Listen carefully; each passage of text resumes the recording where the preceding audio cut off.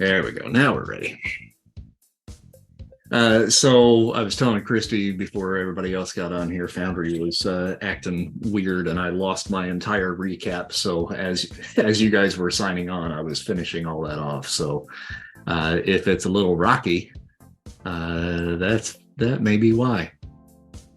So last session, yeah, it's a little rocky because of Tony Rocky. Yeah. Tony So Rocky. you got that. You got it. Got it. All right, so last session, the crew got some intel from Nice Guy Eddie at Monster Joe's Truck and Tow regarding what Charlotte might have gotten herself mixed up in.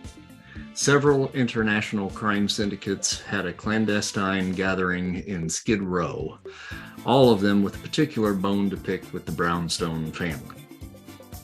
During the meeting, a bomb went off, killing over a dozen in attendance. Nice Guy Eddie believes something big is going down, and if anybody would know what went on behind the closed doors of the now destroyed warehouse, it'd likely be the Watcher on the Hill, the Texan known only as Bill, who stays up in Bee Canyon while he's in the area. At this point in classic Tarantino fashion, the crew skips time to meet with crime lord Marcellus Wallace, where they have a run-in with a pair of well-dressed men, Vincent and Jules, whom the babysitter immediately pegs as undercover police officers. After an awkward meeting with Marcellus, the crew is now in hot pursuit of their next lead, the man supposedly behind the Skid Row bomb, a fellow by the name of Tony Rocky Horror. Half of the crew made a beeline for Jackrabbit Slim's, Tony's usual hangout, while the babysitter followed his nose and tailed Jules and Vincent with a wary hammer and sickle in tow. Unfortunately, they were made by the dapper duo and had to turn tail and run like a bunch of jackrabbits themselves. So that's where we left off. Dana, since you were not with us last time, that's why we did our little time jump there. At some point, either tonight or next session, we will jump backward in time and address the meeting with Bill. And we'll just kind of see what happens tonight, and then we'll revisit that at some point. So at this point, half the crew, that would be the Marshal, the Bloodhound, and the Doc, have made it to Jackrabbit Slim's and are sitting out in the parking lot. You guys are aware that the other half of the team took a little detour on the way there, and you had a very brief phone conversation with the Hammer, who kind of had the phone thrown at him by the babysitter.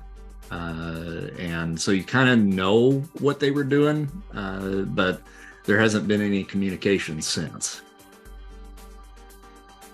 Just for the off the record, Dana, I made sure that we split up last week. That was the only intent of the thing. So I was like, Dana would appreciate my favorite. You're right. So My favorite. mission success.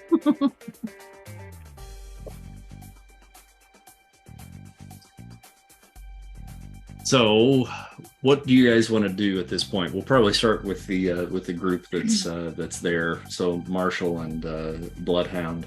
Since Doc isn't with us tonight, I'm going to let you guys kind of take the lead here at the moment. Just let me know what you guys want to do.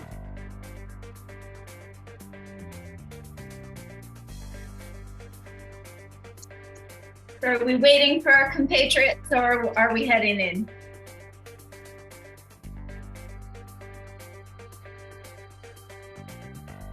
We could flip a coin.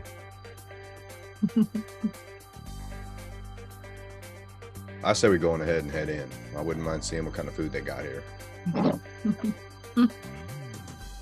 Let's go in.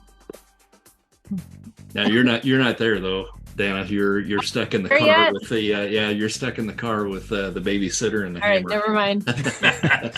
We're like, who are you talking to? Let's go. Right. No, the other right. Backseat driving. So, Jackrabbit Slims, those of you that are already there in the parking lot, it's pretty much exactly how you pictured it in your head after your meeting with Marcellus Wallace, if you hadn't already been there before, that is. When you pull into the parking lot, the structure of the building reflects the original purpose for which it was built. This was a typical 1950s style bowling alley back in its heyday. The building is octagonal in shape with a triangular shaped roof overhang on each of the 8 sides. Large pane windows greet you at the front of the building with a gigantic cartoon bunny sign looming overhead that has probably earned a couple of copyright infringement cease and desist orders from Warner Brothers Studios. This not Bugs Bunny caricature wears a speed racer motorcycle outfit holding a trophy in his left hand and a racing helmet in his right. The sign is decked out in bright neon tubes, and the slogan, "The next best thing to a time machine," glows beneath the outrageously large sign. There's a bevy of cars parked around the building, the majority of which are cars from the 1950s. Hudson Hornets, Chevy Bel Airs, Thunderbirds, Roadmasters, Eldorados, they are all here in their nostalgic, pristine glory. And the Marshal and the Bloodhound, you guys are getting out of the not shaggin' wagon, it's the wagon train. And heading up towards the building. Doc says, as you guys are going in, listen, you guys going ahead. I think I'm going to wait out here. Something happened in there last time, and I may not exactly be welcome, so I don't want to hold you guys back. Plus, if the babysitter actually does show up, I don't want him coming out here and trying to hotwire my vehicle again and driving it through the front of the building. Yeah, that's fair enough. You want one of their milkshakes? Hey, I don't mind if I do. You got $5? Oh, shit. Yep, hold on. He leans over and kind of digs through the glove compartment there in the front and pulls out, $3 in bills and some quarters and nickels and dimes and throws it your way. All right, thanks. Thank you. Vanilla, chocolate? Oh, vanilla, of course. You got to have the vanilla. As you guys walk into the building, the kitsch is simply overwhelming. Blue neon lights burn around the perimeter. The floor is a black and white linoleum checkerboard pattern. The walls around the exterior are lined with large booths, Andy, for parties of 8. The area closest to the dance floor contains mirror images of the cars that you saw out front, only this time they're cut in half with tables and benches in the middle so that the patrons can enjoy their drinks and dinners while lounging in the automobiles of the day. The waiters and waitresses are all dressed up as movie stars from the day. Looking around, you spot Marilyn Monroe, Jane Mansfield, Frank Sinatra, Sammy Davis Jr., Jerry Lewis, and Dean Martin, just to name a few. On the dance floor stage, a man who looks incredibly like Ed Sullivan is working the crowd. Ladies and gentlemen, we got a really big shoe for you tonight. It's a special one-time engagement, folks. All the way from the little island in the Pacific called Japan. I give you the 5, 6, 7, 8s. Hit it, ladies. And behind him, a band of 3 tiny Japanese women decked out in slinky 1950s dresses and white go-go boots this time. Easy for you to say. And beehive hairdos scream 5, 6, 7, 8 and begin a rousing version of Wooly Bully as the hostess, Zsa Zsa Gabor, welcomes the two of you, Marshal and Bloodhound, into the restaurant. Hello, darlings. Welcome to Jackrabbit Slims. How many are in your party tonight? There's the two of us, but there should be a few more coming later. And how many will you be expecting, darling? 3-ish? Excellent. Just a moment, please. Let me prepare a table for you. And she goes off and heads into the main restaurant there. Marcellus Wallace gave you guys a description of Tony Rocky Horror, and it really doesn't take you any time to spot the big Samoan motherfucker in the Hawaiian shirt. He's big, he's loud, and he looks like a young Dwayne "The Rock" Johnson with a fade haircut. He's seated at a table between the cars and outer booths down the right aisle opposite of the doors where you guys entered. He's laughing loudly, and you can hear his cackle over the music of the 5, 6, 7, 8s. He's at the table with 3 other dudes all dressed in similar attire, but about half his size. It's kind of like the band isn't even playing. They're all in their own world, cutting up and telling jokes. Let me pull up a little picture for you here so you can see what Tony Rocky Horror looks like. There you go.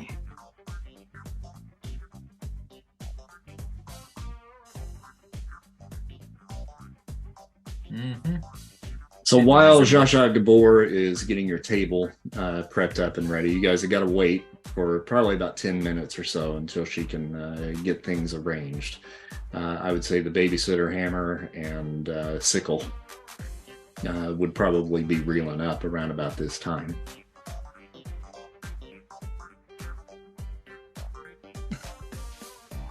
Cool. It's time for those 4 milkshakes you owe me. Oh yeah, totally forgot about that. So, all right, let's go in. We'll take care of that first.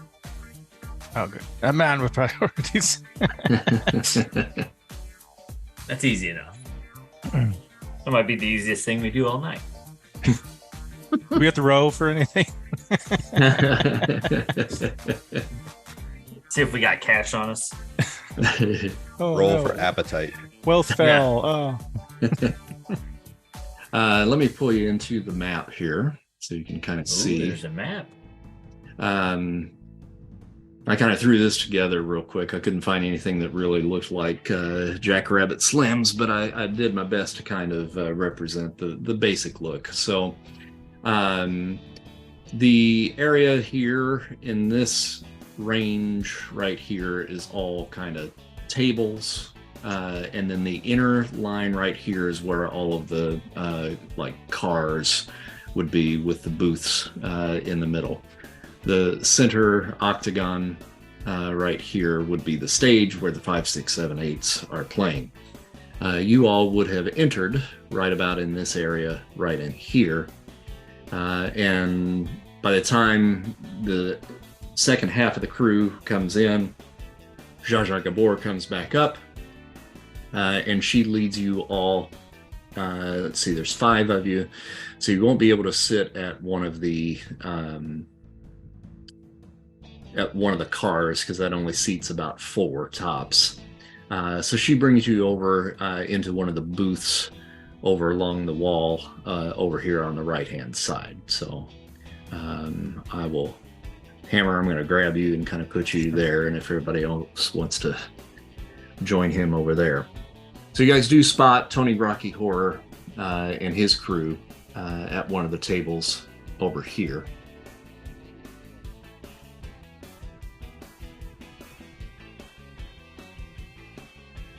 And the music's loud and blaring.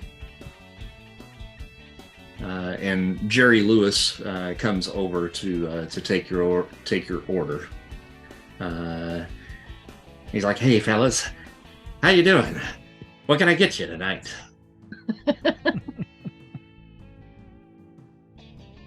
I want 4 of your milkshakes. I like a man that knows what he wants. I don't know. Is that Jerry Lewis? That's probably not. No, I didn't do much research on that beforehand. It's a terrible impersonation. Take Great balls of fire all the time. My Zsa Zsa Gabor was much better. You have quesadillas or bacon? I can get you a quesadilla. What about bacon? Not on the quesadilla, just like a side of it? With a side of bacon, sure. Okay, great. And a vanilla milkshake. Do you have beeswax coffee?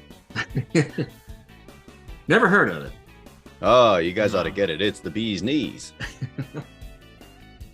That's a shame. I needed a cup of beeswax coffee tonight. I'll just do a quesadilla bacon and the vanilla shake, please. All right. And also, really quick, the large gentleman over there, what kind of drink does he like? White Russian. Go ahead and, if you would, send a couple over there to that table with him and just kind of tell him it's from us. Will do. All right, he gets the rest of your orders and then shuffles off, heads up to the bar, which is on the opposite end up here. Grabs some drinks for you guys, grabs a drink for Tony Rocky Horror, and on the way back, coming to bring your drinks, he drops the drink off for Tony. And then he kind of points over in your direction when Tony kind of looks inquisitively up, and he looks over and kind of looks at his buddies and looks at you guys kind of quizzically, and kind of just goes back to conversation. But at this point now, you can kind of spot him every once in a while kind of shooting an eye your way. Hey, Marshall? Yeah? Why don't you kind of go blend in the crowd a little bit, that way we can split up a little bit here inside the building in case things get a little ugly. Can we wait till I get my quesadillas and bacon and milkshake? Well, when they get here, you can come back over, but are there people dancing in the middle? Yeah, yeah. There's people up dancing to the band. So either maybe we need, get out there and cut the rug a little bit. Really? Yeah, I think it would be, get out there, blend in a little bit. Is there an actual bar in like a? Yeah, the bar is right over in this area, right up here, up at the top of the I'm map. just gonna get up and walk over there, but I'm gonna walk around the other way. Mm-hmm. Not next to Tony. I'm just Tony. And I'm immediately going to see that, and I'm gonna be look at the Marshal and be like, look, the sickle apparently wants to dance. She's just walking around to the bar. I think you need to go ask her to dance and I can't get out there. Babysitter, you know I hate you, right? Absolutely. But this is the betterment, trying to remember why we're here. We're trying to get our boss's daughter back. I will dance for Charlotte. I will not dance for you. I understand. All right. Is the waiter coming back with our food by any chance? Not at this point. No. Okay, I'm gonna get up and follow the sickle. Okay. All right. So you're going around the outer edge, opposite of where Tony is, to get over there. Then, and he doesn't really give the sickle a second look. But when you get up and take your move, you can see his eyes follow you just a little bit more intently. So do those two notice that? Do they notice that? Yeah, I just told them that. No, I mean, you were telling us what he was doing, but do those two notice that they're being watched? Yeah, the Marshal for sure notices him eyeballing him. Yeah. Okay. Well, you guys have to react accordingly then. Sickle. Ma'am, Sickle. Yeah. He's looking at us. He's looking at you, I think. Well, that's fair enough. I order a drink. Whiskey. I grab a plate of bacon as a waiter's walking by. Okay.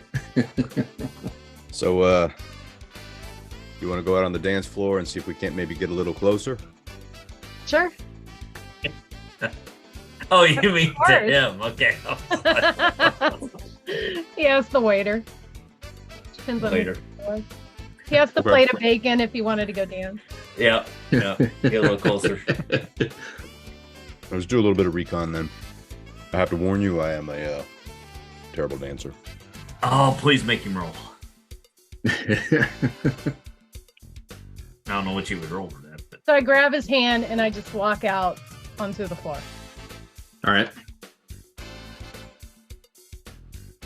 Now, the music, as I said, is pretty blaring. There's a decent amount of people out there on the dance floor, and right now the 5, 6, 7, 8s are covering Elvis Presley's "That's All Right, Mama." So, if you guys want to, why don't you make a performance check? How do I do that? If you take a look at your character sheet, there is performance on there, and I think you've got a +2. Mm-hmm. So you roll your D20 with a +2. Uh-huh.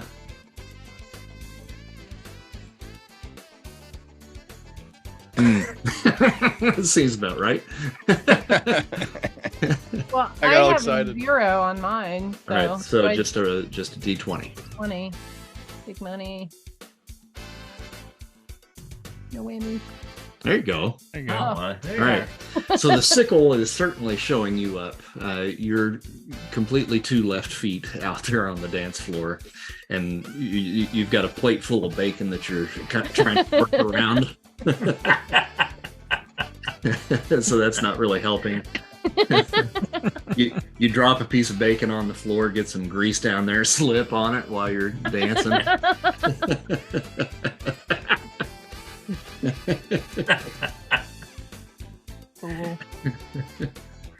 Comes up with a concussion.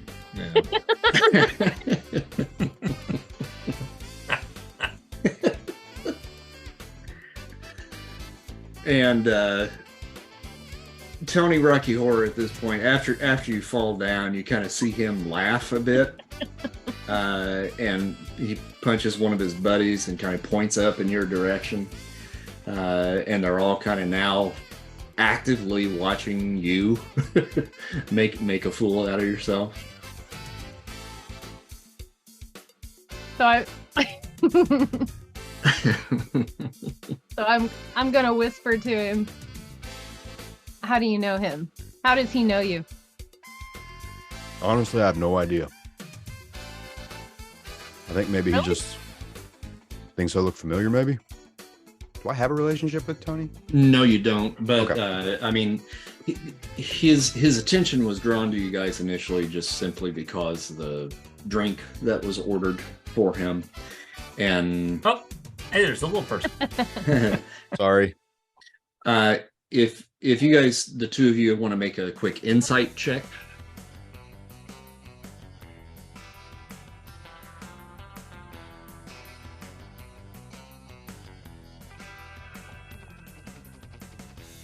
Sickle got an 8. Ooh. And 17 for Marshall. Okay, so Marshall, yeah, you've maybe seen this dude before because he does definitely stick out in a crowd, but there's been no interaction at all between the two of you. You would not have necessarily known that he was with Marcellus Wallace or really who he was, but I mean, he's a big guy, and you recognize him from just being out and about in the area. So the insight roll basically just tells you a bunch of strangers just gave him a drink that he's never seen before, and he's just curious to know who the fuck you guys are, probably. You maybe do detect a little bit of maybe nervousness to those looks, but it's kind of hard to read into that. Yeah, I don't know him personally, but I have seen him before. It's kind of difficult to forget a man that size, but I think we've got his attention for sure. I agree. I'm gonna go over there and see if he'll dance with me. Okay. So I like that idea. I push the marshal away and kind of dance over. And does he still have a drink on the table? Yeah. Part of a drink. Mm-hmm. I'm just gonna reach down and drink it, and then put it down, and I'm like, and act all giddy and like, hey, you wanna come dance with me? And I'm like pulling on his shirt and his arm and trying to get him up off the chair. Hold on one second. I think when you pull your sheet up, what does it look like? The sheet on Foundry is not updated, or it's not the same. Okay. So, I was trying to update it at the beginning, but I wasn't able to. Just went in to try to. Oh shit! It's all gone. What the fuck? Oh god. Okay, so do you have your actual sheet? Yeah, I'm looking at it. Okay, so you've got it in a PDF format off to the side, then, right? Correct. Okay, yeah. Cool. I don't know what happened there, but it's Foundry. It's Foundry. Okay, so I would.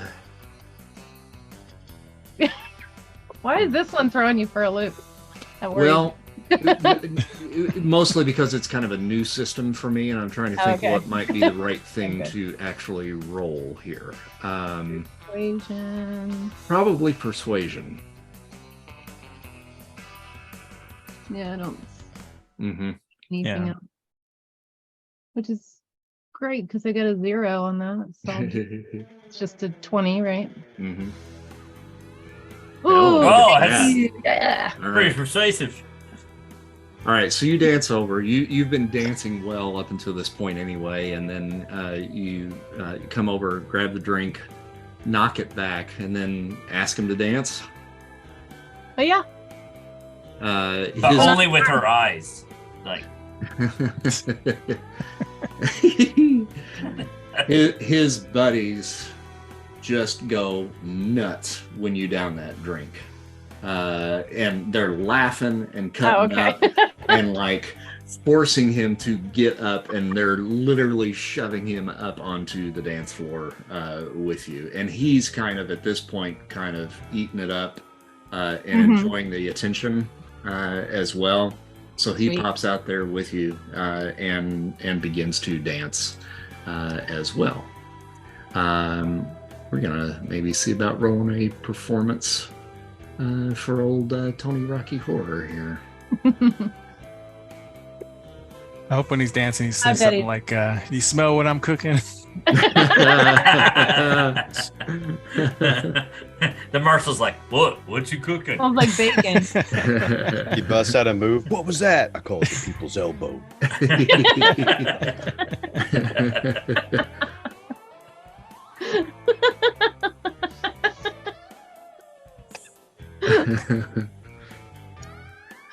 Oh, look at that! He got a 19 there as well. So man, the big guy can move. The two of you are pulling a perfect Mia Wallace and Vincent Vega out there,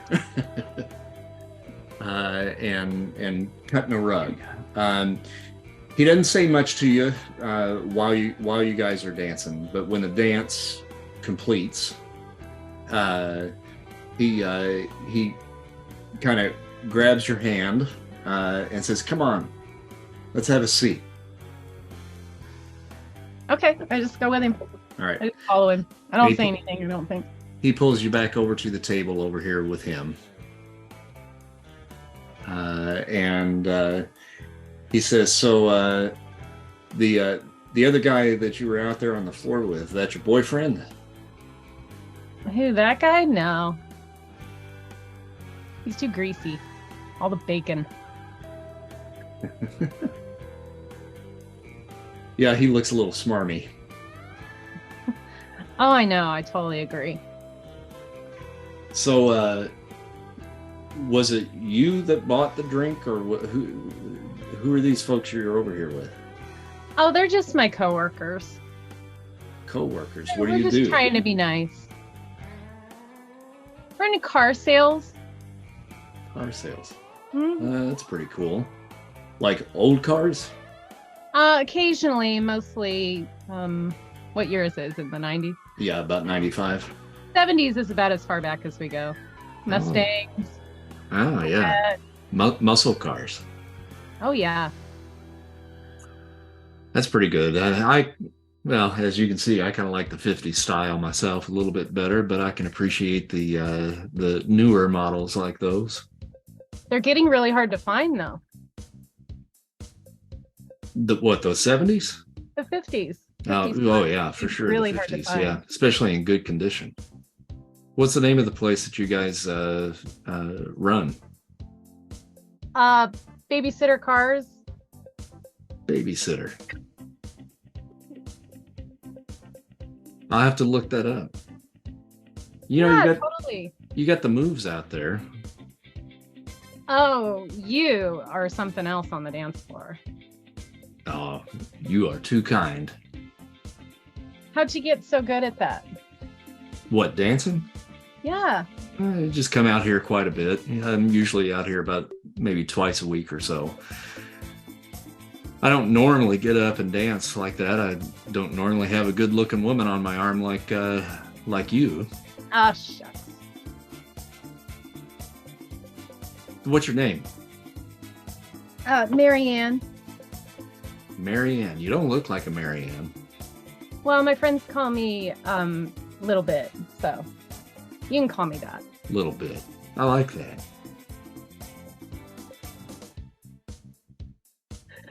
I'm not sure what I'm supposed to ask you. I've forgotten what I'm supposed to find out.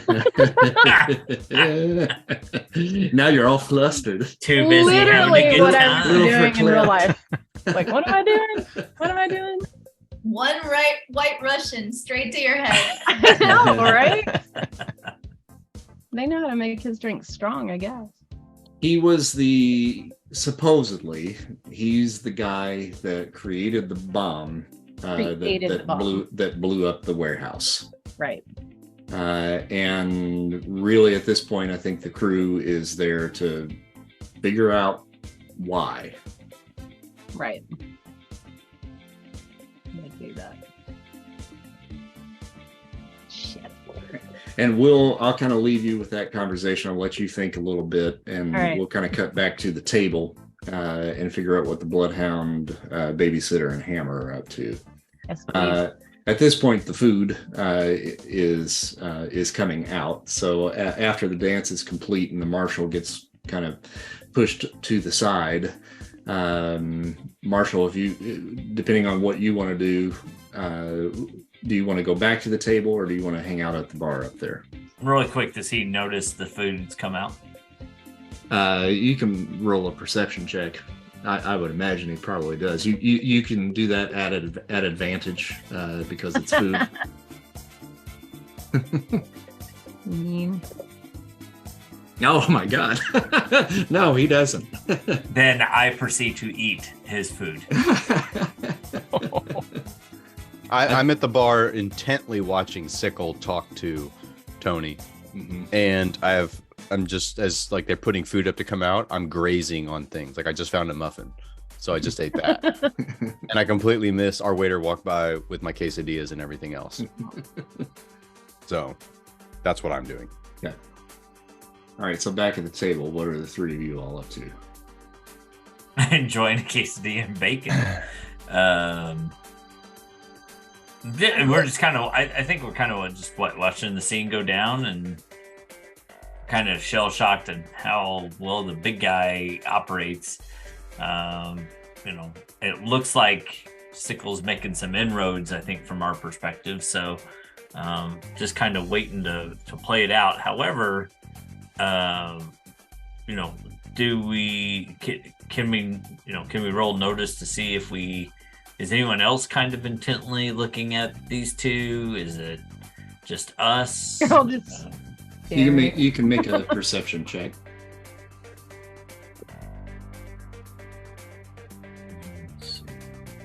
I'm just, is there a whole bunch of people? The place is full. Yeah. Yeah. There's probably about 115 people in here. 19. Yeah. Looking around, I mean, There are a few, because his table is so boisterous and loud, there are a few people around the area that he's in right there that kind of shoot them dirty looks from time to time. But nobody that looks like they're gonna get ready to pull a weapon and go after him. No, it doesn't seem to be. Oh, come on. For the most part, everybody seems to be having a decent time, except for the few people that are around his table. And they're just kind of rolling their eyes and shaking their heads every once in a while whenever things get a little bit loud. Yeah. I'm down in my shake, and then I put it, down, and I got like covering my mouth. And I'm like, so what's your next move? I take some of the Marshall's bacon and I dip it in one of your shakes. Is it good? Actually, be pretty good after having bacon and anything. I'm gonna grab one of the bacon pieces too and do.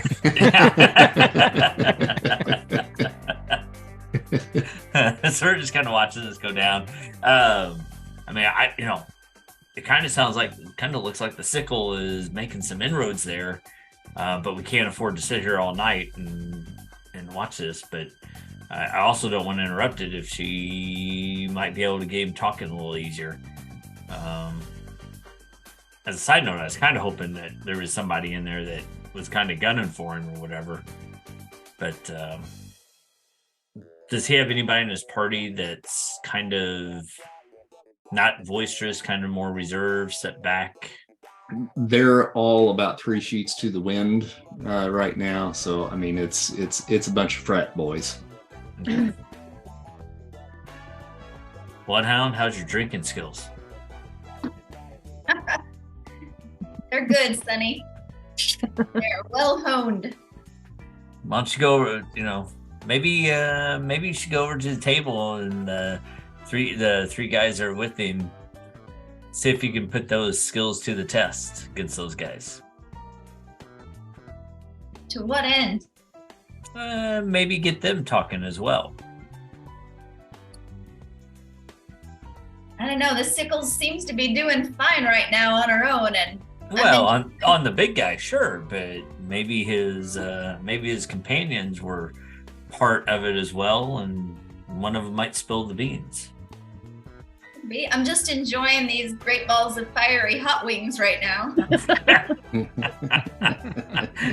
Great balls of fiery hot wings. That sounds good. Can I have one? Yeah.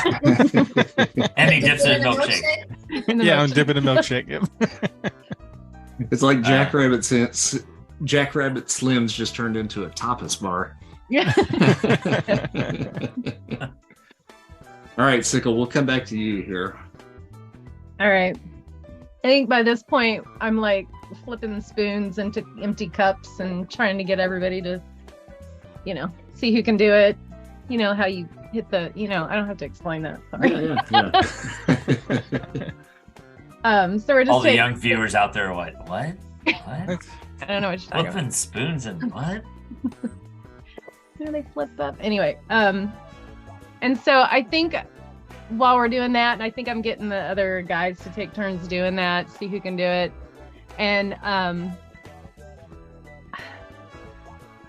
think while they're taking their turn, I'm just going to ask him, what am I going to say? Hold on. You should be like, cut this out. Your dancing is like the bomb, Oh my God. So explosive on the dance floor. That is awesome. I think I'm just going to ask him about what kind of car do you drive? What's your favorite kind of car to drive? I actually got a 57 Chevy. Nice. Have you ever been to Demolition Derby? Yeah. A couple times. It's so fun, don't you think? Yeah. I mean, I enjoy it. I mean, I don't like it when they take the old cars out there that are, that could have been maybe fixed up and refurbished. It's kind of sad to see those things go by the wayside.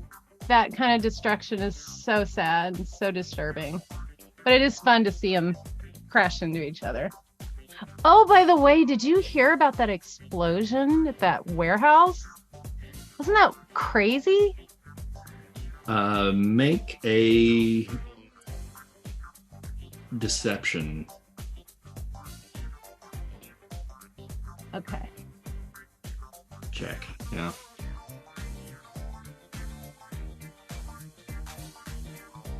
Oh my god. Even with +4, I only got 10. Fuck. Let me roll for him here real quick. It's his.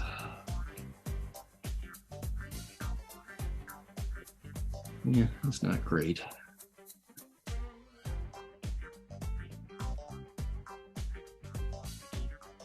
I'm actually nervous. Okay. My stomach right now.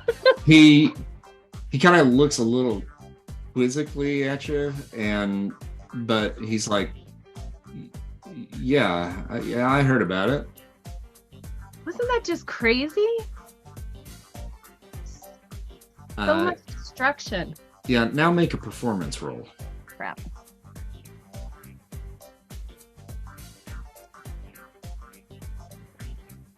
You get a 2, and you get a 5. Okay, so he's like, yeah, that was pretty crazy. And you're like, wasn't that crazy? Yeah, pretty crazy. Well, she is drunk, so takes another drink. Another shot. And now make an insight. Oh, damn it. Big money. At this point, I kind of see I don't hear it, but I see this interaction going on, and I call the waiter over. Oh, okay. Jerry Lewis comes back. Flavin! Jerry Lewis. Hey, send another round of White Russians over to that table, if you would, please. Right on it. All right. Keep him plowed. With the tray. You can continue with your line of questioning for sure. I can? Mm-hmm. Okay. I just thought it was so crazy, and I just don't understand how something like that could happen. I mean, was it full of like flammable things or something? I don't even know. How does that work? I have no idea how something like that would work.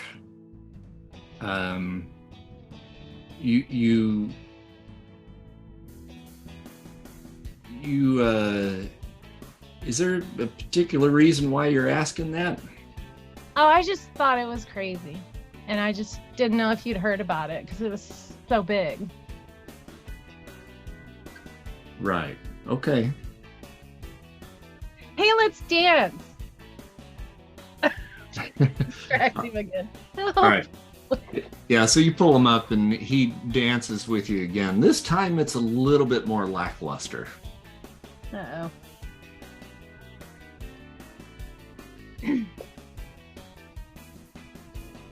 I look at the bloodhound and I say, I think this is going downhill. We need to move to another plan. Hammer, what did you want to do? He said, I was saying if we noticed it was going downhill. You're all like, insight to see if it looks really bad to us or not. If the three of you guys want to make an insight roll, and actually Marshall, you can as well. Sure. Man. Our rolls are terrible tonight. Mm-hmm. Okay. Bloodhound, really, as babysitter, I mean, you didn't hear any of that conversation, so there was no way for you to really be able to read that. To be right. honest with you, we're just looking body language. You're looking at body language, and that's what this would really kind of be.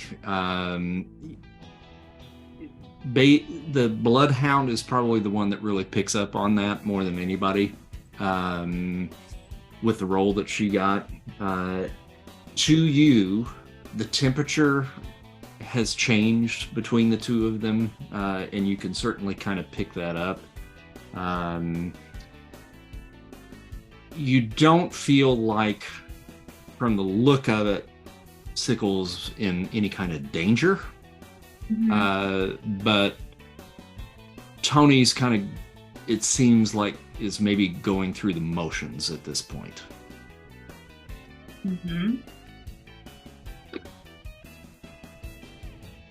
Say something out loud. Babysitter, she's not in full control of the situation at this point. We don't need to rush in, but if you want to split up, I think we could send one of us to the table to keep those guys in place, and a couple of us could get out on the dance floor next to them and sidle in and strike up a conversation. But I don't think she's getting any further at this point on her own. Or we can cause a distraction. The Marshal is very good at distracting. Well, his dancing. And with that, I look over at the Marshal and see if I can make eye contact with him. Make a perception check, Marshal. Okay. Go on, you got to do this. Ooh, I should be able to. It's a +4.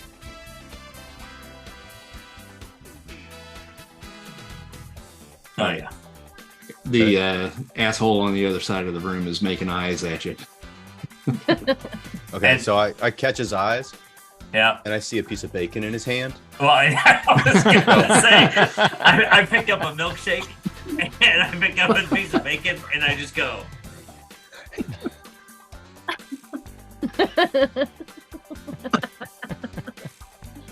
And I set it down. And I'm just chewing. And I'm hoping that's enough to get him to come across the restaurant at me. Are they out dancing right now? Yes. Okay, I storm straight across the dance floor and shoulder check them both on my way to talk to the babysitter. All right. You brush past Tony Rocky Horror, and he kind of looks at you and then looks back at the sickle, and he's like, "What the fuck's his problem?" Oh, like I dramatically fall on the ground. Oh, you fall? Hey, yes. Okay, he is going to try to catch you. That'll do it. That'll seal the deal. Dex. To be quite honest, this is probably one of the most romantic scenes we've ever shot. I mean, it's like spooning in the cabin. And that was way more romantic. All right, so you tumble, and then he lunges forward and catches you just before you hit the ground, and he's in like this perfect, like tango like pose. Catches you and then pulls you up, and I mean, like, you weigh about 95 pounds soaking wet. I mean, he just whips you back up and kind of spins you into place and pulls you up kind of close. And then he awkwardly kind of gently kind of pushes himself away from you, and he's like, "Hey, it's been fun and all, but listen, I got to get back with my buddies. I'll maybe catch you next time around." I think I'm a little taken aback by that. I think I just gonna watch him walk off. All right, yeah, and he heads back down to the table with the guys, and he doesn't sit. He kind of motions for the waiter and asks for the check, pulls out a wad of cash and hands over the money, and they are now kind of starting to head in the direction of the exit. Now, that takes a little while. So, Marshall, you were in the process of coming across, heading for the babysitter. Yeah. So I get back to the table. Mm-hmm. I just put my both hands on it and I lean in. You better tell me that is not my quesadillas and my bacon and my shake that you guys are eating right now. What the hell, you son of a bitch? I've been over here trying to work, and what are you doing? You're eating all of my food? Yeah, it is. Are we about to go to blows?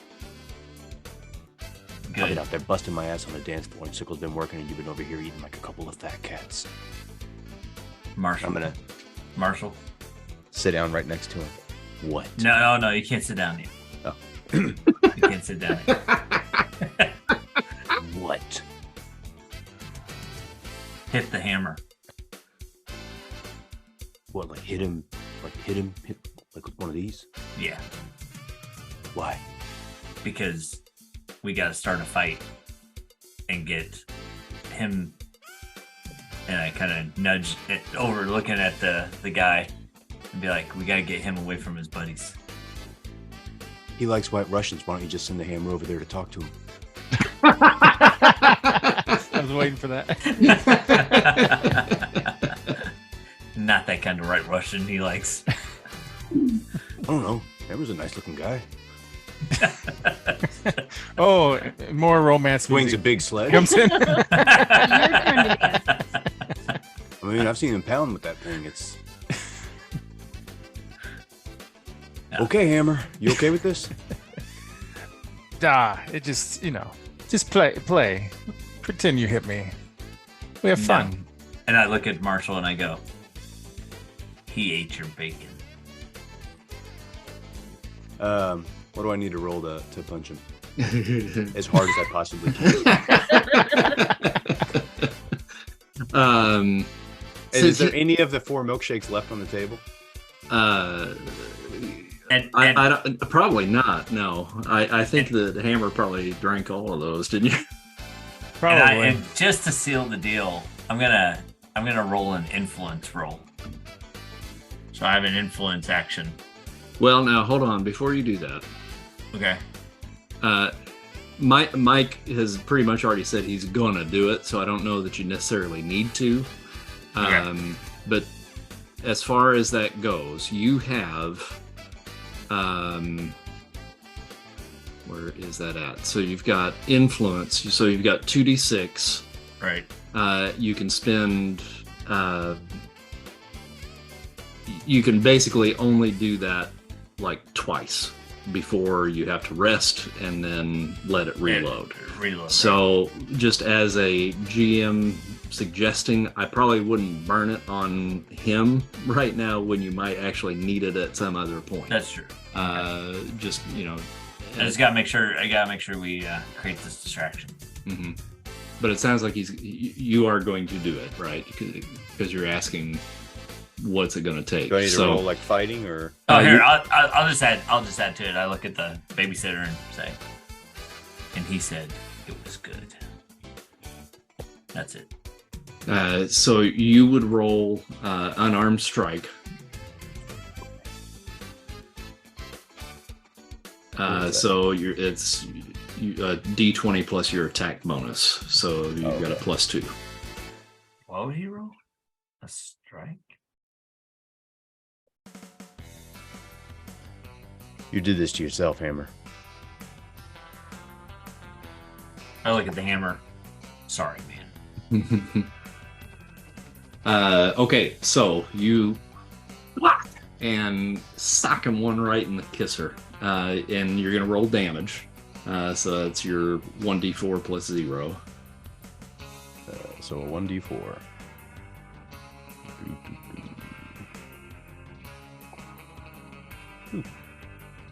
Okay. So hammer, you're gonna take 2 points of damage.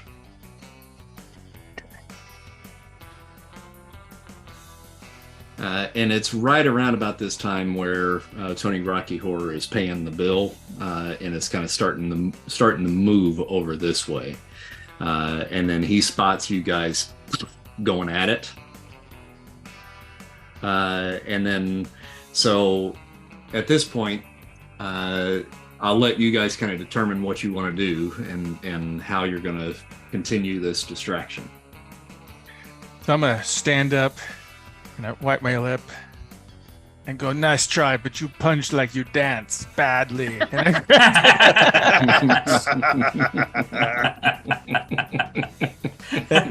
Touche. Yeah. And I'm going to grab him and try to throw him as hard as I can, but in the direction of Rocky. Oh, in that direction? Okay. Yeah. Roll an emotional and I'll whisper to you like, does that hurt? Just go loose. When you do it, you should just totally belch bacon and blow it in his face when you let him go. Now, are you doing this with the intention of actually hurting him? No, I won't really try to hurt him. I'm a better man. And I did eat his bacon. He's not wrong. And it was good. It was good. It was worth the protein to take the hit. What do I roll? Do I roll anything? I think that's going to be an athletics roll. All right. Double check here. Athletics. Oh, yeah. Just +7. +7, jeez. Just a +7. 17. All right, so you grab hold of him and just fling him. Now, throwing a man that distance,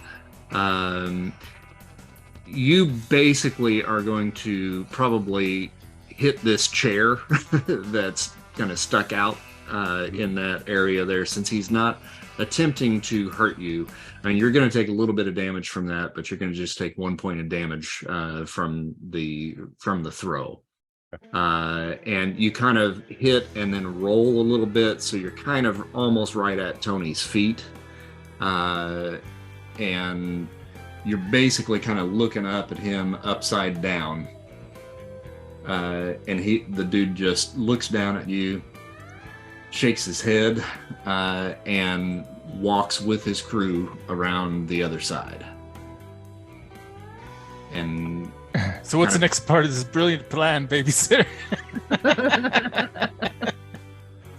And I'm gonna whistle and see if I can get Sickle's attention, just to get him. Wait, is he walking towards us still, or is he walking? He's walking towards you and getting ready to pass you guys. Okay. Is he in front and his posse is following? Correct. Okay. So we technically have him surrounded now. Do you have an idea of their bloodhound? Well, if you're nudging the sickle out to kind of intercept and like take his arm and keep walking or something. Well, she's all the way across the restaurant. I thought he was going the other way. Okay. Yeah, I thought he was going I the other haven't way. moved my thing. Yeah, actually, I think she's probably still out on the dance floor, because that's where he left her. So. Okay. Well, if you guys are thinking of stepping out and taking his arms and walking with him for a ways, I can distract the chairman, and I can distract the rest of the guys and kind of cut them off. You definitely could not have taken the chairman in there.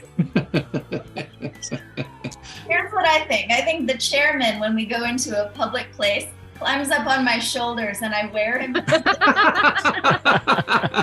It's like a stuffed fur. That's awesome. Yeah, just kind of like and he just hangs there lifeless, right?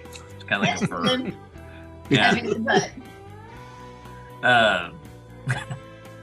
All right, so why don't we play this? I'm gonna kind of lean over to the bloodhound and be like, play the damsel in distress with the guys, and then as he walks by, then hopefully she can interlude, and then I'm gonna go up behind Rocky Horror. Is that cool? He yells that at me across the dance floor. Not you. No, I'm talking to the bloodhound. Oh, okay. Hey, Like, distract him, will you? Like, what? What do you? What's your idea for me to do? What am I doing here? I mean, I'm spry, but I do look like a 70-year-old. I could pretend I'm a slipping ball. Yeah, no, seriously, I need you to use that to the advantage. I need you to wait for him to pass, and then that's the time you try to get up out of the seat, but you're gonna need some help from these guys. Fallen, and I can't get up. Yeah, pretty much, yes. A little Life Alert action there.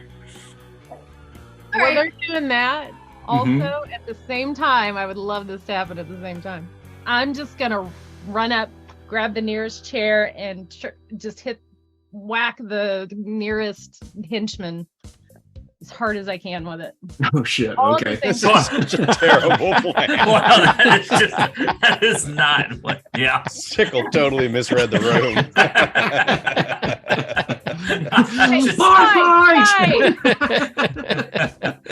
How dare you walk away from our dance?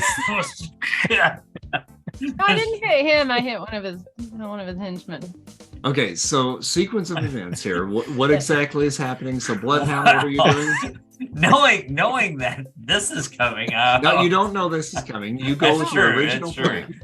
Okay, so the plan that I have is I lean toward the Bloodhound and I'm like, act Odin Frail and get out of the booth after Tony Rocky passes. In between him and his guys. So I can then walk up behind Tony Rocky and we'll have a not so nice conversation at that point. All right. So, Bloodhound, are you going to comply with that? Only if someone can bump into the jukebox and have like Bat Out of Hell start playing. No, you need Ballroom Blitz happening. You mean pretend I'm throwing something at the Marshal and I can hit the jukebox? the jukebox, yep. Okay. All right. So that's our actions. I don't understand. What are you wanting me to do though? Should I continue to go after the Marshal so I can get behind them, or what were you wanting? Well, yeah, I mean, because you're right there. You're gonna be behind them as soon as Bloodhound stops, right? Yeah. If she can stop them, then you're gonna be right behind them. Okay. You guys are sandwiched between them. I'll pretend to be focusing on Marshal, but I'm watching them in the corner of my eye. Okay. Yeah. So to get to the Marshal, in Russian. To get to the Marshal, you're going to actually probably have to plow through the other three guys. So I would make an athletics check for that. In case I get like knocked back. Okay.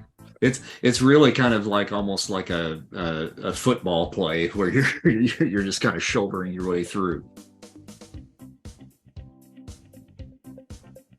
Is mine performance? 27. Look at that. Okay, so they fall like bowling pins, and they scatter when that happens.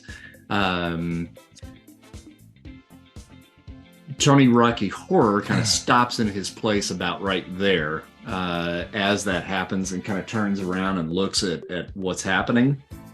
Bloodhound, since you're closer, I'm going to let you go. Hammer, I'm going to put you closer to the Marshal there. Sure. Am I doing performance? Yes. I'll just do a like the soccer move where you stumble and then clutch your shin. Oh. That'd be a flop. That's called a flop. Oh, you have a -1 on performance. you trip and go, oh dear. Oh, my. Oh dear, the pain. If only a young man could help me up. I'm just shaking my head like, what the hell? This was your idea. This is your plan. That was my plan. You're right. Sickle. Does he do they at all stop and look at her, or just let her fall to the ground? Well, the cronies that he's with are now kind of trying to collect themselves from getting basically tackled by the hammer. So Sickle, it's your turn. Yep. Are you going at him with the nearest one to you is probably right about here, in this area right here. I'm doing it. Okay. How many henchmen does he have? 3. Okay. So you are going to roll. This is a makeshift weapon. So what is your, like, if you look at your katana, what's your attack bonus? 5. Okay, so you're going to take -2 to that. So your attack, it'll be a +3 then. Yeah, unless she has improvised weapons, right? Right, she does not. And is that at disadvantage because she doesn't have improvised weapons? No, I think it's just the minus, like, because I'm not proficient. Okay. So a D20 minus. Plus two. Yeah. Mm-hmm. Oh. Ugh, okay. All right. So you just like you are right dead on him as he's getting ready to pass, but then the hammer comes through and like it just goes right over his head. And Tony turns around, sees that, and at this point he begins to run. And he's heading for the front door. Is he already past me? No, I'm going to give you your turn now. Okay. I'm going to do a barked order, and I am going to take and conceal my silenced weapon under a napkin and point it at him, and I'm going to roll for a barked order for him to sit at our table across from me. Okay. So, let's see. So, barked order. I forgot what that I have to roll. That's a influence die. So, yeah. So I'm 1d6. I don't feel like that's what I rolled last time, but I guess I did. Let's see here. The order can contain a number of words equal to half the roll rounded up. So that's on just 1d6. Just roll your influence die. Okay. All right. So 2 words. So sit down. Okay. And then he has to succeed on a wisdom saving throw against your trick DC or follow the order to the best of their ability on its next turn. The order cannot be directly harmful to the target or a direct attack on their allies. Okay, so your trick DC.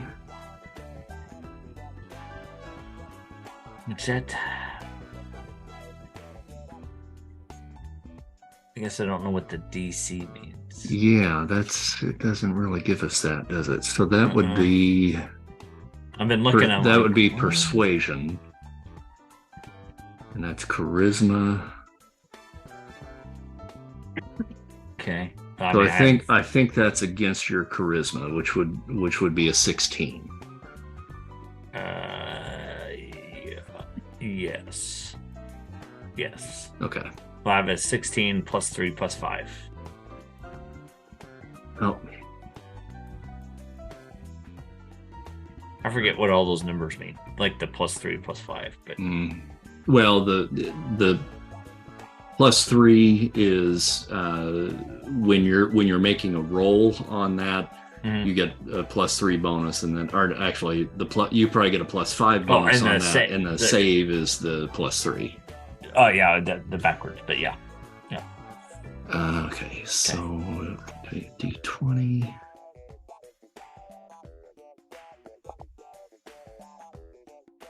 Got a 13. Okay. All right. So he sees the gun concealed underneath the napkin, takes a look at you, and he puts his hands up just a little bit just to show that he understands, and he's going to slide into the seat in the booth.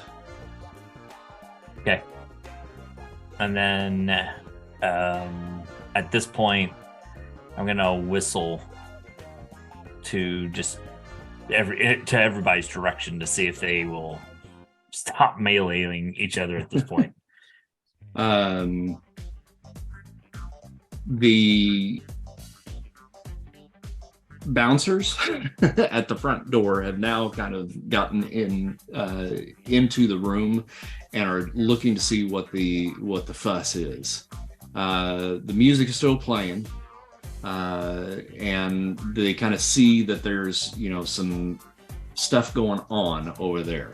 Tony Rocky Horror's guys now are getting themselves up and coming after the hammer. And two of them are coming up to kind of grab hold of the hammer's arms to kind of pull him back. Okay. I should be getting the Marshal, not me. No, it's always the big guy. Always the big guy. All right. Well, I look at Rocky Horror and I just say, and I don't know if I have to roll a persuasion each time we talk, but I'm just gonna say, call off your guys. Let's turn down the heat here. I just have a few questions for you. Do make a persuasion on that one for me, please. Okay. Oh, straight.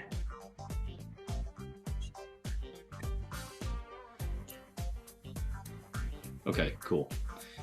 I'm going to go ahead and roll for him, but he's not going to make it for sure. Oops. One. Yeah.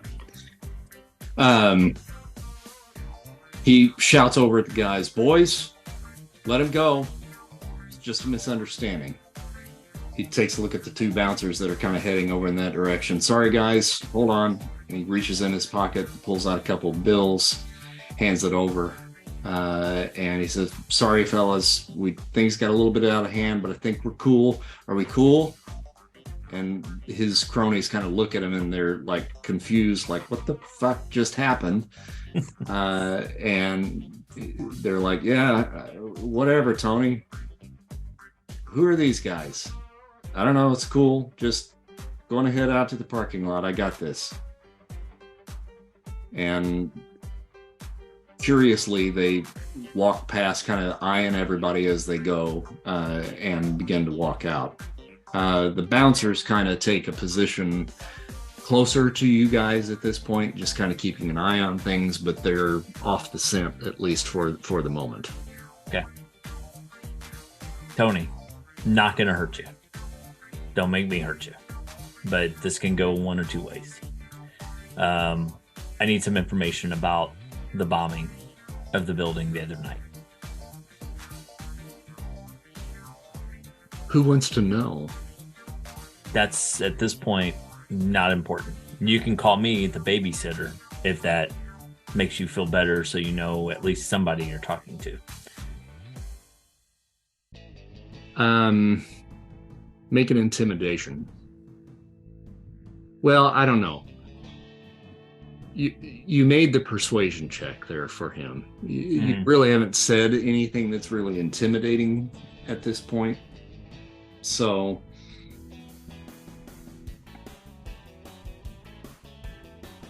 let me roll. We're going to roll for him.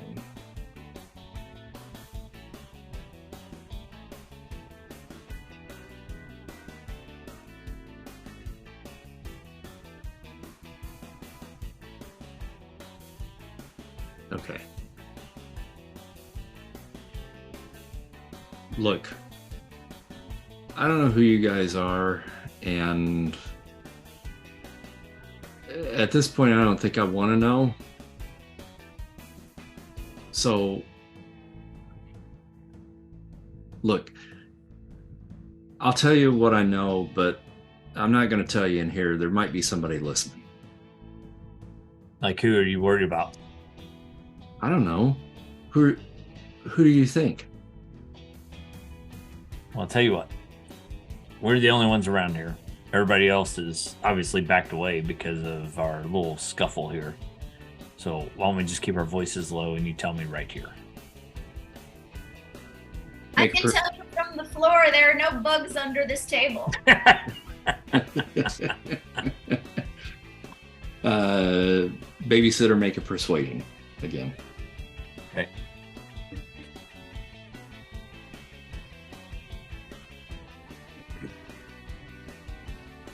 Yeah, that's 27. That probably ought to do. Yeah. Okay. So here's the deal. I was approached a couple of weeks ago to make a bomb.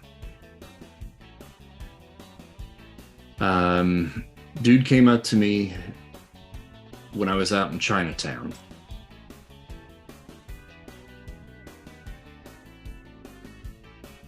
And all I did was a job. I don't know what the bomb was for.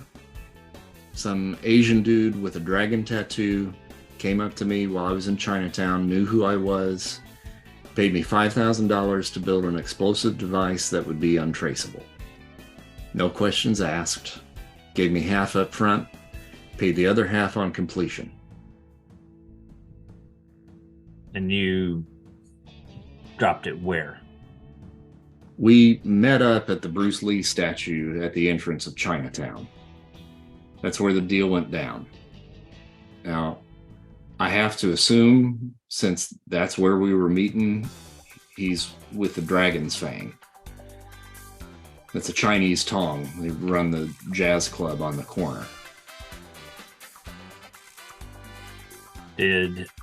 Was he always by himself? Yeah, he was by himself. So nobody around, man, woman. I mean, not that I noticed. Did he say why he need that building destroyed? No, I didn't. Like I said, I didn't even know what the bomb was for. He asked me to make it. Made sure that it was something that could take out a fairly sizable area, and paid me the money, $2,500 up front, and then the other $25 when I got it done. And I was supposed to drop it back off to him at the statue.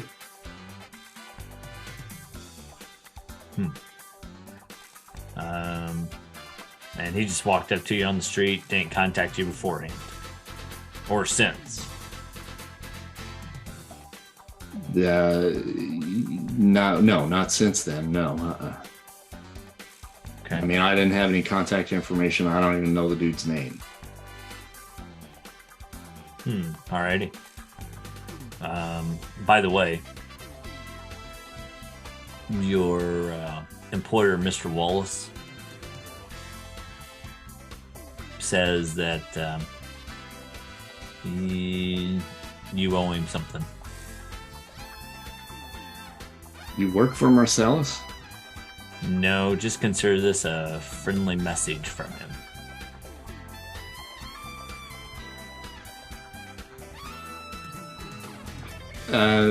Make an intimidation check.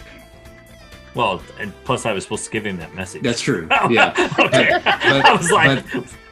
But that particular message would be rather intimidating. Which it should be intimidating, right? Roll a 1. Because that. Yeah, exactly. I got a booger hanging out of my nose or something.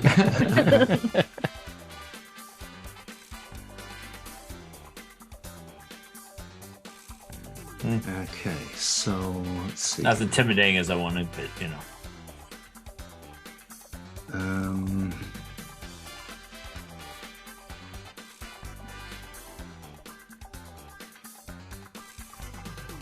I do here. I was right? I was supposed to give him that message. Oh yeah. Okay. Yeah. Well, it was a slightly more specific message that he wanted to give, but that gets the point across. I couldn't think of that. I thought I wrote it down. Is it something about laying off the foot massages? That was it. Was it really? He maintains his composure. And he's like,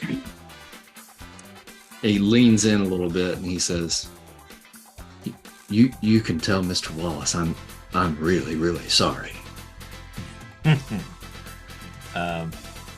Chances are we won't be talking to Mr. Wallace before you talk to Mr. Wallace.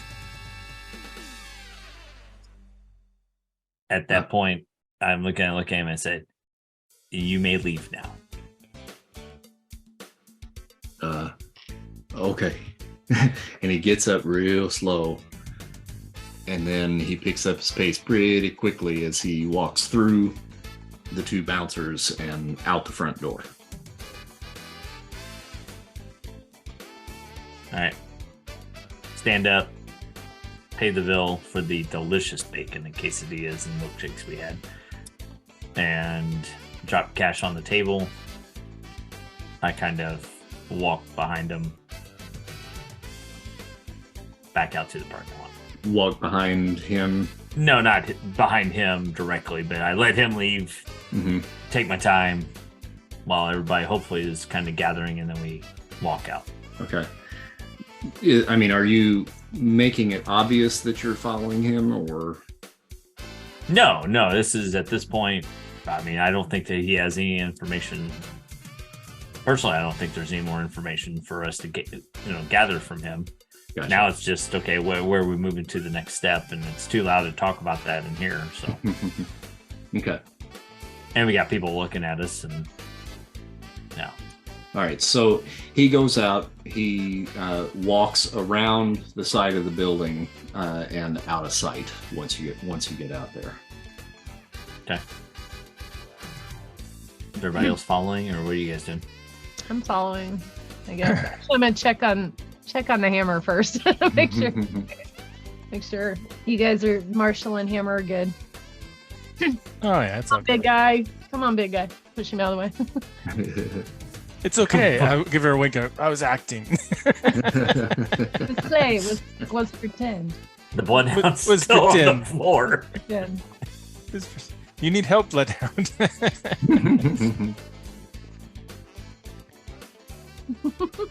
Okay. All right. So it's probably about 9 o'clock at night at this point.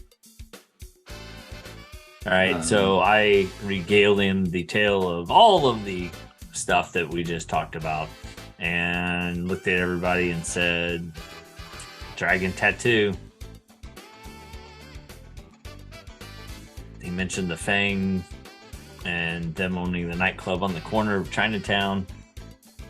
Is that our next stop? Do I know the Fang? Do we know the Fang? Anybody? Personal. If make a streetwise roll. All of us. Anybody that wants to roll for it.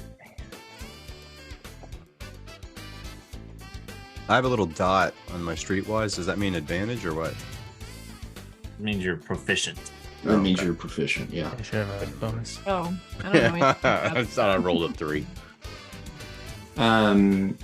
You're looking for about a 13 here. So if you got a 13 or above, you have heard that name for sure, the Dragon's Fang. And it is one of the major 3 West Coast Chinese tongs. And they are based out of Los Angeles. Okay. Are they pretty brutal? Certainly can be. Yes. Yeah. Okay. Are they known for using any like hatchets or just Yeah. guns? I want hammer versus hatchet to happen. Sword. What did you get? Hammer, you got a 7. Yeah, I didn't do very good. Babysitter, I got a 17. 17. Marshall, you got an 18 or no? No, I got 11. No, you got 11. Okay, so it looks like Babysitter got the highest. You very well might know, with the Hammer asking that question about what kind of weapons they use. You're familiar with the guy that is in charge of this particular tong. You can't quite come up with the name, but you know he's really old school, and prefers that his henchmen normally use handheld melee weapons. That's not to say that all of them do. You know, some of them, you know, will probably use pistols, but nothing much more than like a, you know, maybe a 45 at the most. But chains, bats, pipes, more traditional, or a little bit more traditional Chinese weapons. Yeah. Okay. Okay. Yeah. Okay. All right. Hammer's excited about that. Can't wait. Yeah. Me too. So essentially, you know, kind of recap a little bit. We suspect our girl to be at the bombing. The bomb was given to a Fang. We pretty well ran out the lead of Rocky Horror and Wallace. So our next step is headed there. Unless somebody has a better idea. Nope. Okay. So, I'm assuming there was, who was in this building that blew up? It was different families of criminals, or just the information that you've gotten thus far from Bill and Marcellus, or I don't think it was Marcellus. You're aware of at least Chinese Tong,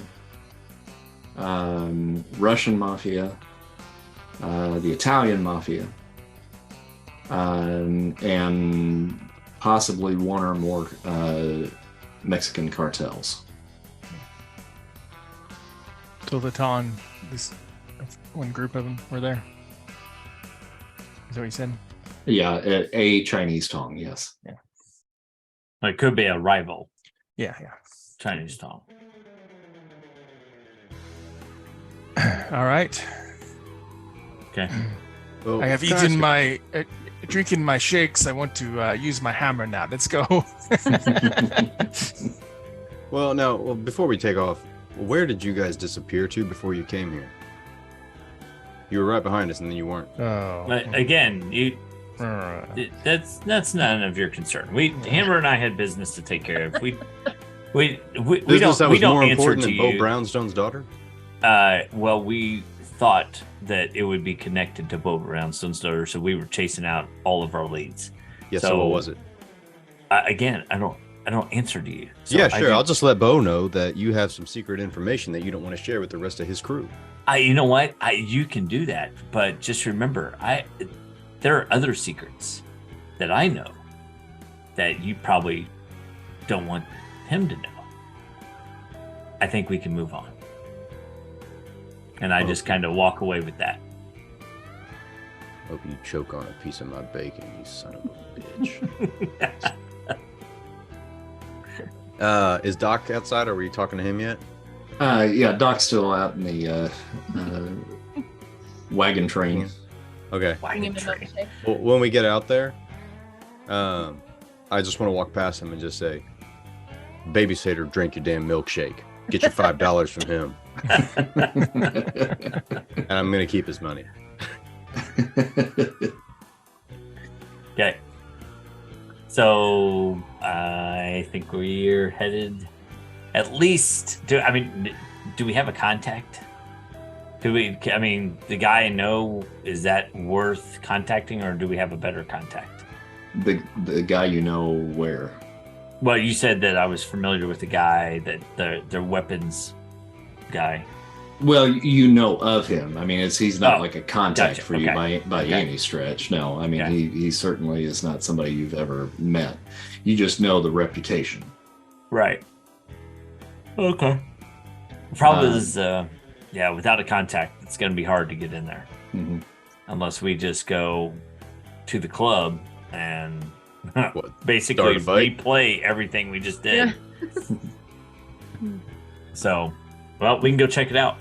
Now, the hammer and the Marshal have both taken a little bit of damage.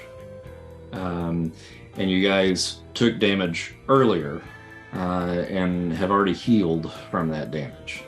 So at this point,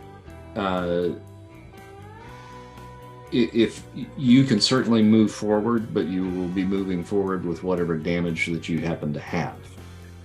Within this game, there are short rests and there are long rests. I'm gonna have to double check, and maybe Marks, you might know the answer to this, because this I know correlates probably a little bit more towards D&D. Can you take more than one long rest or more than one short rest per day, or is it one short rest and one long rest is basically all you get? I know long rest is once per day, but I don't think there's a limit on short rest. Okay, all right. So if you all wanted to heal, you could probably maybe take that time on the trip and make your rolls. Oh, but isn't it like your dice, right? Yeah. Once you roll the dice to actually heal, you need to rest for at least 1 hour and spend hit dice to recover your HP. Yeah. So you only have one hit dice, right? Oh yeah, that's right. And I used it earlier. So that's the one that, yeah. So you've reached your limit for healing until you take a long rest. So I will never forgive you, Marshall, if I if I just had those 2 hit points. You may not even have to roll it, because if we're in LA, I mean, it may take us 4 hours to get across town. I mean, so. Well, it's 9 o'clock at night. We need to sleep at some point. That is true. That is true. I mean, what exactly do you intend to accomplish tonight? Going to Chinatown to what? Get a late night snack? Take a picture in front of the theater? Well, really, my personal intent is just to get us there, so the GM has to make things up on the fly, because I don't think he's ready for us to go to the club tonight. So that's my personal intent. Now, as far as my character's intent, if anything, we could go and maybe, split up and scope out the establishment from the outside, inside.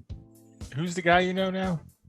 I don't really know him. I just know his, I just know what he does, a name, but I don't know him. You don't know his name. Oh, I don't even know his name. No, okay. You do not know his name. You can't come up with He just likes to come up with the weapons, and he's a traditionalist, and yeah. I don't know his name because our GM doesn't want us to go there. Right. So yeah. No, I know his name. You do not know his name. Okay. All right. So me, it's just, we don't have to do anything tonight. I say we just kind of go and maybe park down the street, scope things out, but we definitely can't do it in the wagon train. That would be a little obvious in Chinatown. What's wrong with the wagon train other than the dent that's in the back of my car?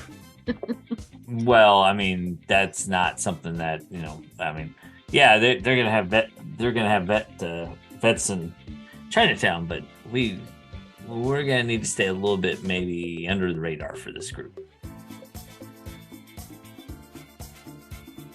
So, unless you have a better idea, Marshall. I just wanted to get something to eat and have a nap.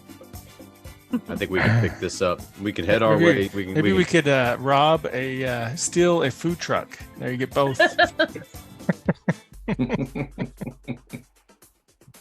Hammer, I like you. You and me is gonna get along. Did you say that there's like a bunch of old 50s cars parked out front of Jackrabbit Slim's? Mm-hmm. Yep. Do they work? You would assume so. Okay, I didn't know if they were just like for show. Like just no, these are cars that people have driven there. For sure. Okay, yeah. Okay, mm-hmm. Okay. And they've got them out there, displaying them. Some of the hoods are open, so people can walk by and take a look in. And, I see. Kind of like a car show. Mm-hmm. Yeah. Okay, never mind. And steal one. We could follow Tony, see where he goes. That ship has probably sailed with the conversation you guys have had at this point. Unless, Bloodhound, unless you particularly want to follow him, you would probably be the only one at this point that might be able to pick up a trail as to where he went with the chairman.